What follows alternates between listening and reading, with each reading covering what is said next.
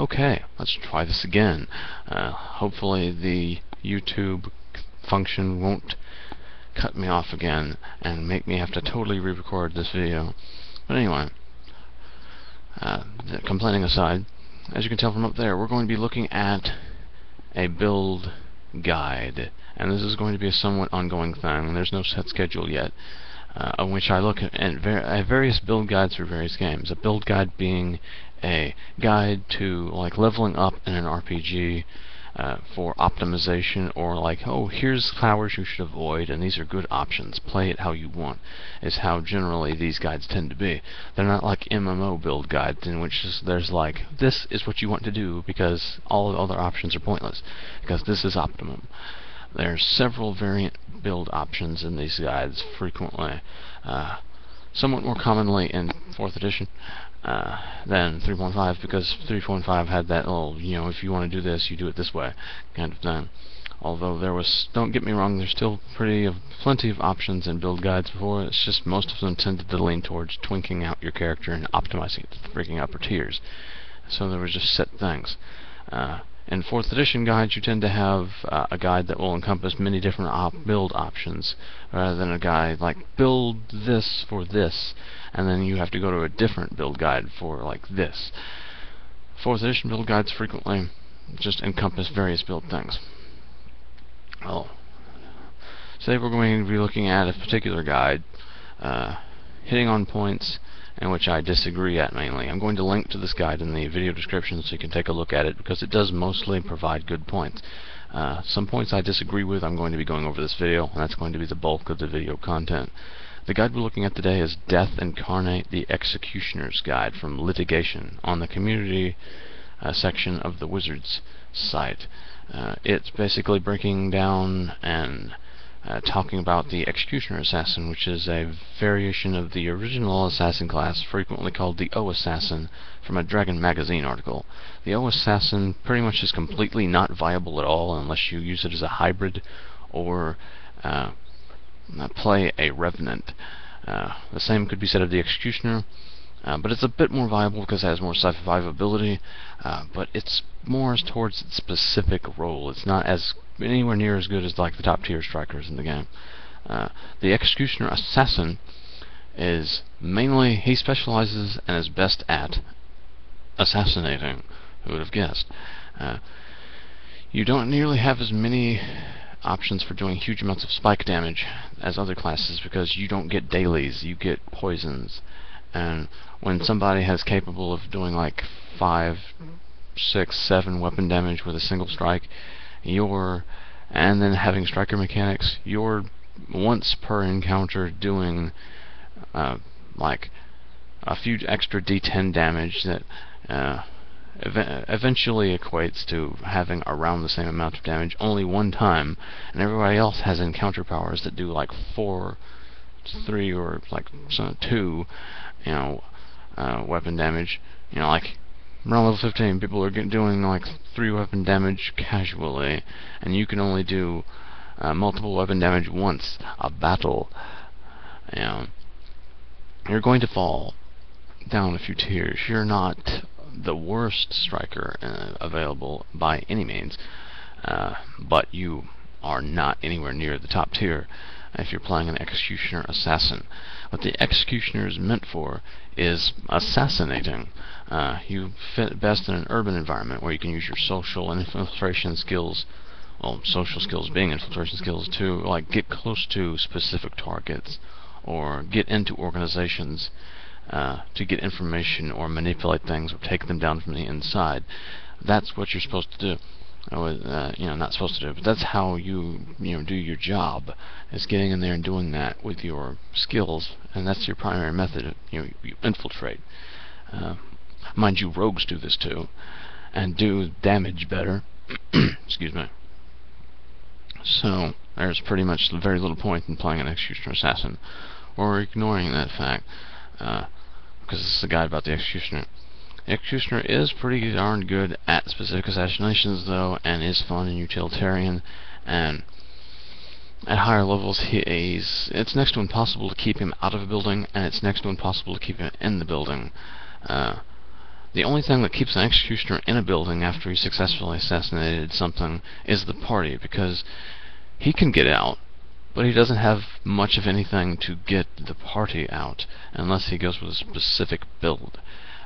Which is actually one of the points I'm going to disagree with this guide in, but that is mainly because I don't think the guide covers the material that is slightly better in this regard.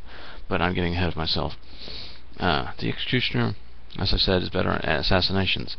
He doesn't get dailies, but he gets poisons, which can, if you use them properly, can be much more powerful. Because if you use your skills to get up close to a target, and Hitman style infiltrate a building, poison the guy's food, set up a trap in an object he's going to open, or cover an object he's going to hold frequently, basically poison him before the fight. You can do some pretty nasty effects to a specific target, like in an urban environment or something. You're not going to be sneaking into a dungeon and frequently sneaking poison into a dragon's food before the encounter.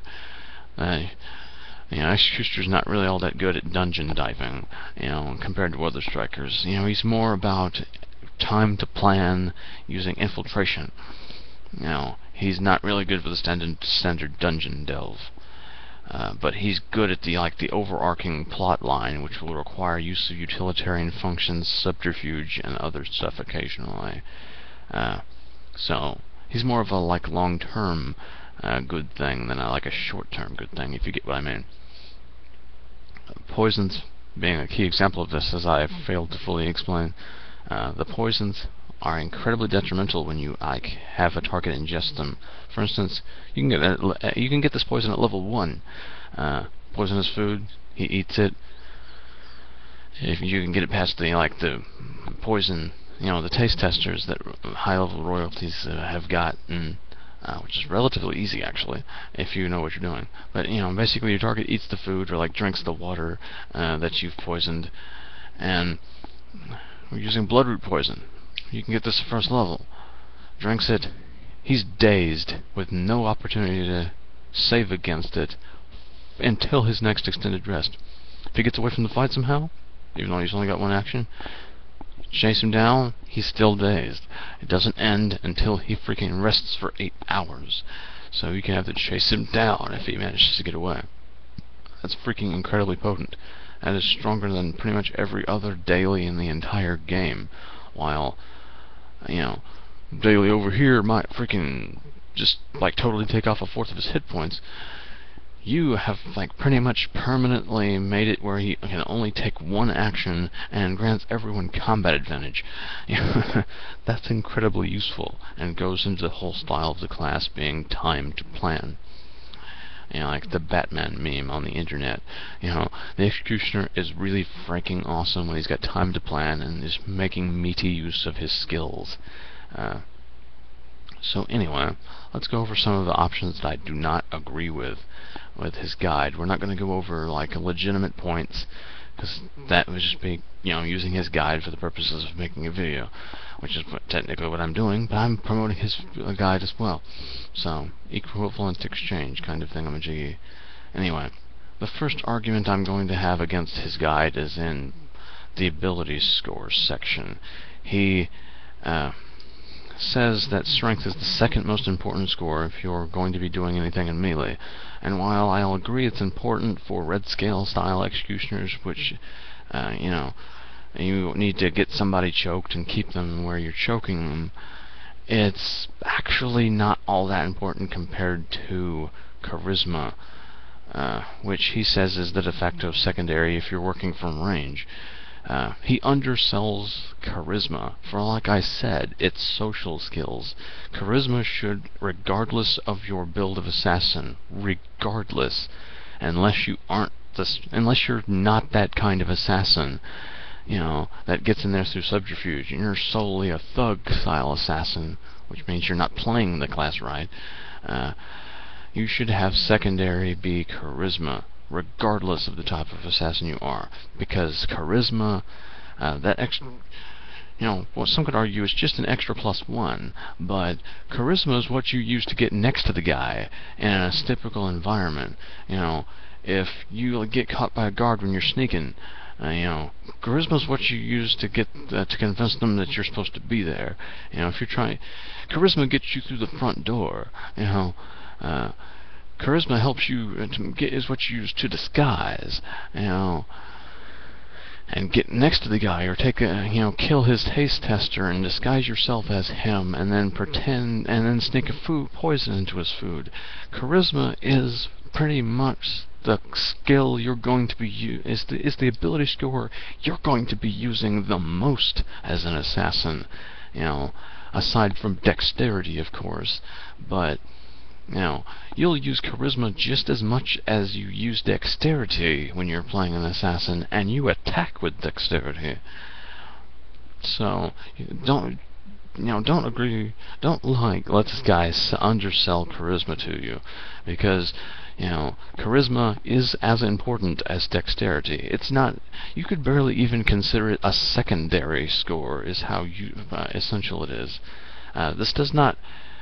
In fact, he's basically saying it's a de facto secondary because if it's your work from range, and aside from rider effects, like riders being bonuses or boosts given to a power by a score aside from its attack power score, like if you're attacking with dexterity and you get a boost from having a wisdom, aside from that, charisma is less important to a ranged guy because you're a sniper.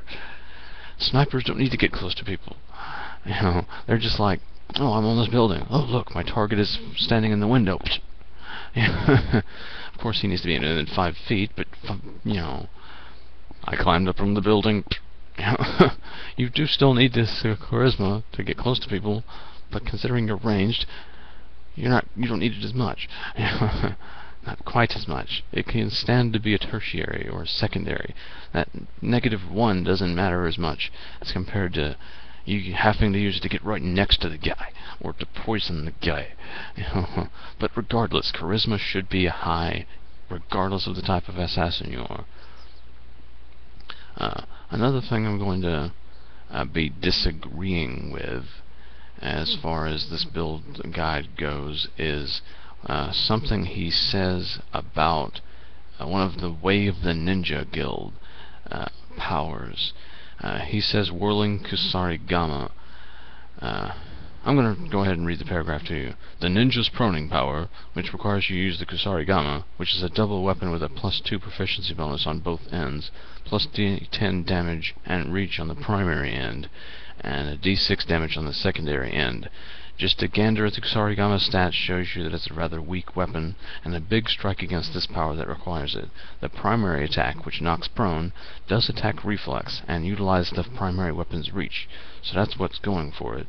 But it only deals dex mod damage, and the secondary attack with the light-bladed part of the weapon is rather piddly, without an ability modifier to damage, and stuck with that end's d6 dice. In practice, the moments in which you'll want to use this at will are pretty rare, if even existent.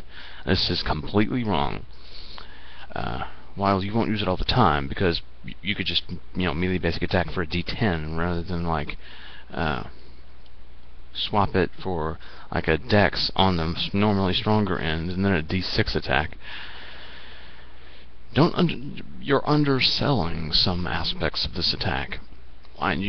Most people in your party could probably prone something. Don't undersell proning. You just basically smacked a guy and gave everybody in the party combat advantage against him until he gets up. That's nice. Even just that is good. Also, keep in mind that you don't have to attack the same target with Whirling Kusarigama secondary attack. Smack that guy for a little bit of damage, he's knocked prone, shift, hit another guy. And considering you've got death attack, this can be used to finish off 2 weakened targets at once. Or if you have one end of your weapon poisoned, like your sickle end, prone that guy, poison the guy. You can you spread your attacks around. The ninja's more of a control-y variation of the assassin. that has spreading out its effects and doing stuff like that. You got to look at the utilitarian options of this thing with separate attacks, and plus consider that this is 2 attacks. It's 2 sources of damage. If somehow your target has vulnerability, you're triggering it twice. And while some people don't rule it this way because it's a singular power, keep in mind the enhancement bonus of your key focus will apply on both sections of the attack. So technically with this attack, even if you're only attacking a single target with it, you're applying the enhancement bonus from your key focus twice. So like at upper tier, let's say you've got you've managed to get like a +5 weapon. Instead of doing a melee basic attack, you're doing a D10. I mean, you're at epic tier at this point. Instead of doing 2d10 plus 5, not including your ability score modifiers, let's go ahead and include ability score modifiers. Instead of 2d10 plus 11, you're instead doing 1d6 plus plus 10. While it's going to be like less damage, of course, and I'm kind of stumbling over this, considering the various circumstances that could be pinned to this attack. It's actually a fairly good option. I'm messing up. Basically, if you set it up, it's really freaking awesome. I lost my train of argument there, but basically what I'm trying to say, if you set it up properly, it can be a pretty awesome power when set up properly. Because you attack with your... It's still not great, but it's not as terrible as it seems to be. And correcting a previous statement, it's not 1d6 that you'll be doing, it's 2d6 plus 10. So it's actually doing pretty much the same exact damage as that 2d10 melee basic, because you're doing 2d6 plus 16 rather than 2d10 plus 11. That's what I was trying to say. And if vulnerability of any kind applies, let's say there's a fighter in the group and can give, let's just say 10 vulnerability. If you use melee basic attack, you're just doing 10 extra damage. If you do this thing, you're doing 20. It's not next to useless. It's just like the Executioner Assassin, you need to know how to play it properly. Most of the other points are very valid, solid options. Some of the poisons are undersold, while he does properly tout Bloodroot poison. He says Netherite poison is next to completely useless. When you have the out of combat function, he boosts it a little bit over completely useless.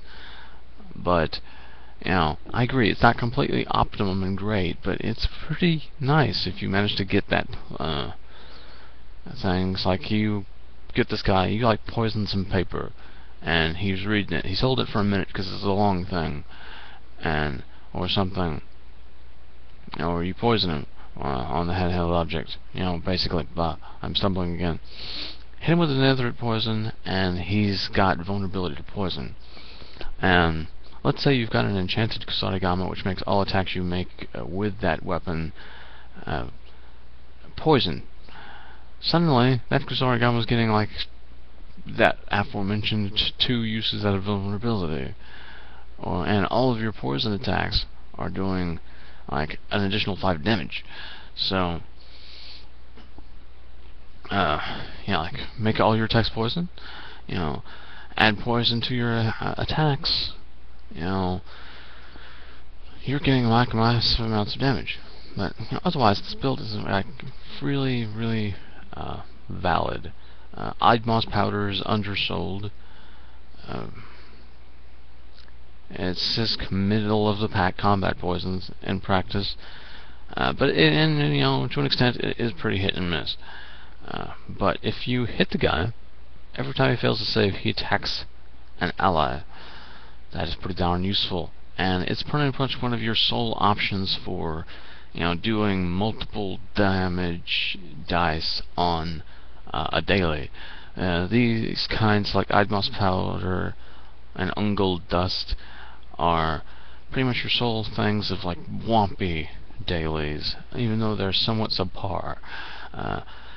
Eidmoss powder is actually pretty useless and is as strong as like a good potency daily and thing. It's a goes against reflex, does the equivalent of 3 weapon damage, deals ongoing psychic damage, and if they fail to get rid of that ongoing psychic damage, he attacks one of his buddies every time he fails to save. And depending on how your DM rules this and the layout of the situation, let's picture you're like fighting a big thug thing. He doesn't have javelins or anything. It depends on how your DM wants to play it. He's scrambling with 2 of your allies and you've poisoned him. He fails his save. He's got to attack an ally, but there's no allies adjacent to him. If your DM plays a certain way, he charges that ally, provoking, or he throws his weapon at that guy and is disarmed. He's got to attack an ally. He has no choice.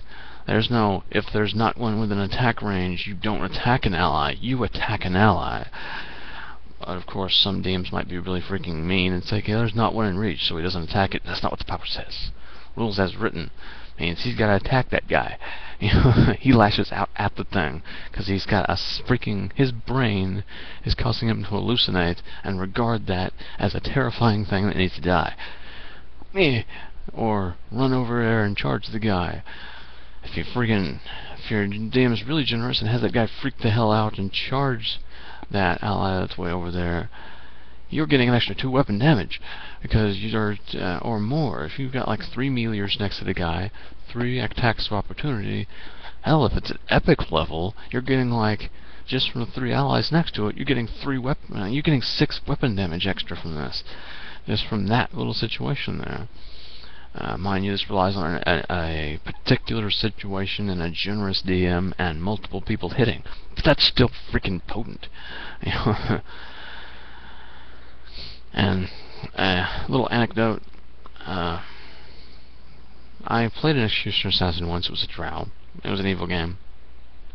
Every time I used Eidmoss powder, they would either immediately succeed at the saving throw, and I would have no effect from it, which is a possibility, of course, or they would fail it and then immediately critically hit their ally, which is a possibility. And we started jokingly calling it Critmoss powder because it would, like, every time it actually fully worked, it critted. On one occasion, a guy actually failed it twice, attacked an ally twice, and crit both times. Never failed. Whenever a target failed to save against Eidmoss powder, he critted his ally. It was funny. I don't rely on that happening. But yeah, this is a good guide for looking at the Executioner Assassin if you want to build one, but there are some invalid points. The Eidmoss powder is more potent than it's painted out to be, and generally with poisons you want to use the out of combat function of it more often than the in combat function for it, because the Executioner is more about time to plan. The powders that you lob as a ranged attack are your I wump you. And depending on how your DM discretions that, you might be able to apply your striker mechanics and your assassin strike to your poison projectile. Another thing that this guide says that I don't particularly agree with is don't take the alchemy feat. But if you go with the DM that says your alchemical items or poisons can use your assassin strike, it can give your assassin a heck of a lot more options, and be more Batman-like kind of thing, and more cool factors. I make this clockwork bomb in which I set down and it slowly walks into the room. If the enemy spots it, they're like, what the fuck is that thing?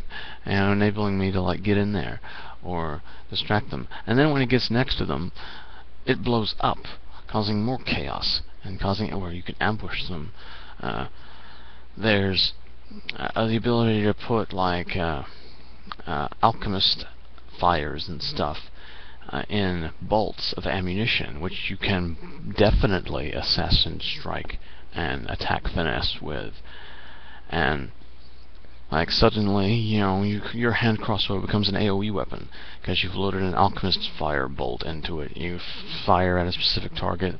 Anything grouped next to it's taking, a couple d10 damage, and your primary one of the targets of the AoE takes, the guy you hit your bolt with, if your DM's stringent, takes all the damage. But if your DM is like flexible and very, very nice, you could assassin strike one of the guys that got exploded, and you put your attack finesse on the guy that you hit with the thing.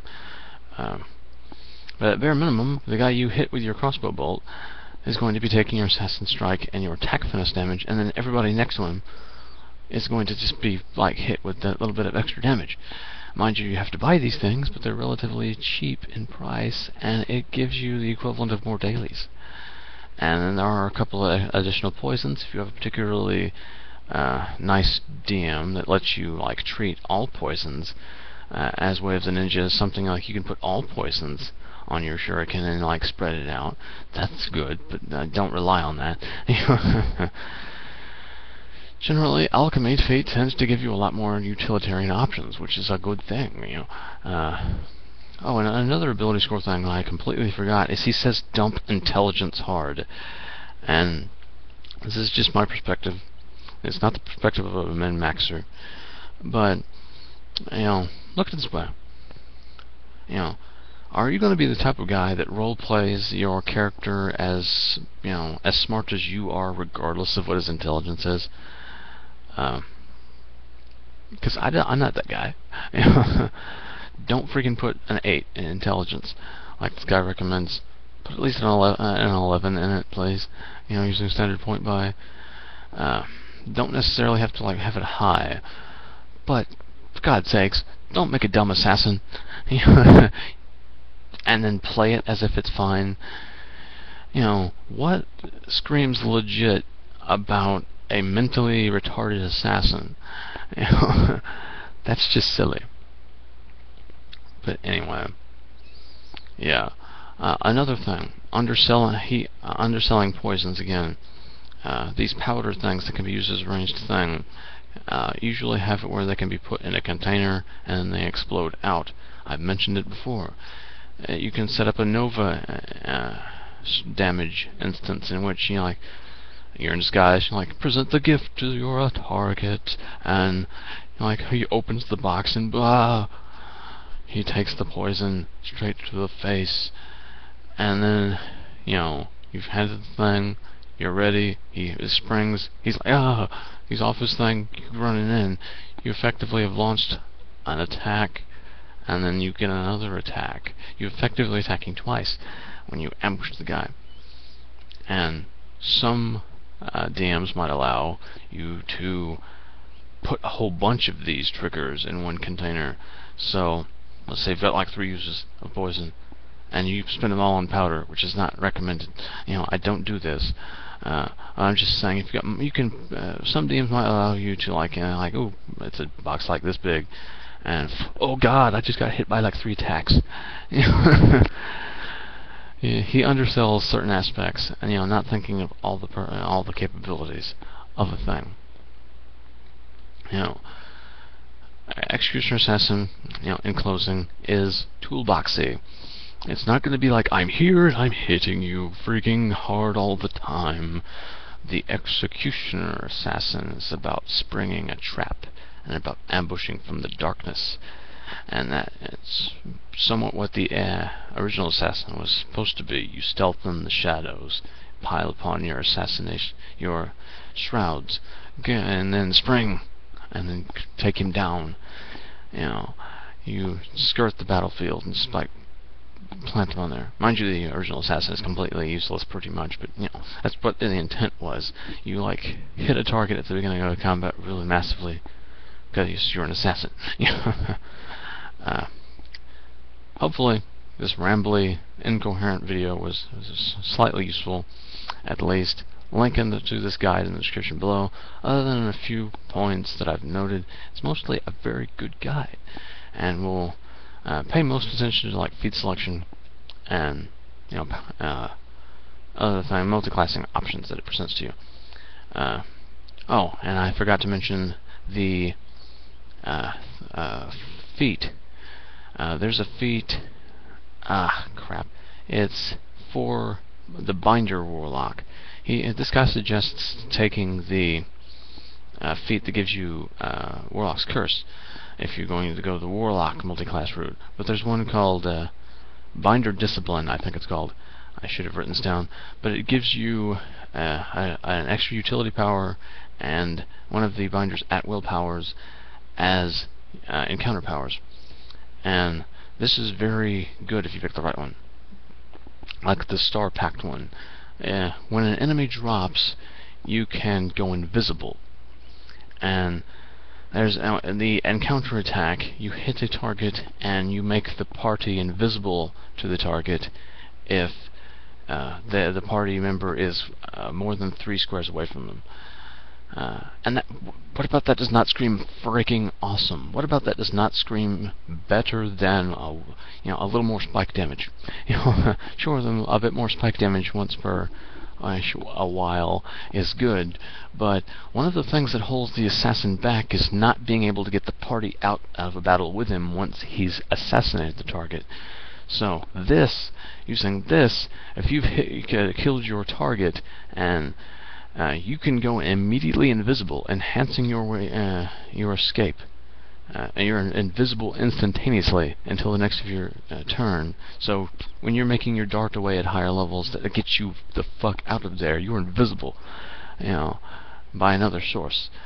And you can action point on that or something, and if there's a guard in the room, you can slap the target with that, and your party's invisible too against that target. Like one target in the room can't see them when they're trying to get away.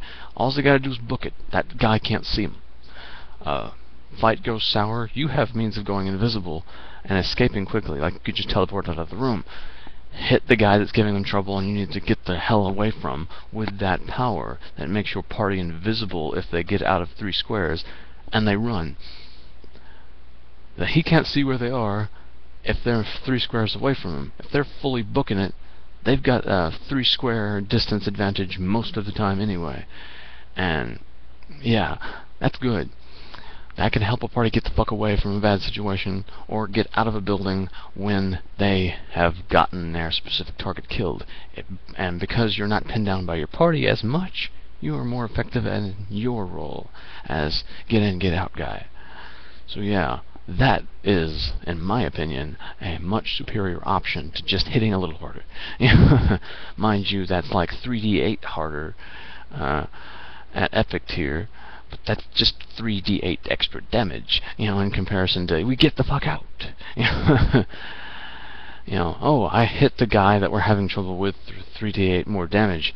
Oh god, he's still raping us in the butt. And take the other option. Oh, he's raping us in the butt. We can run. Which would you rather have? Anyway, this is my longest video ever, so Cheese of Ages signing off.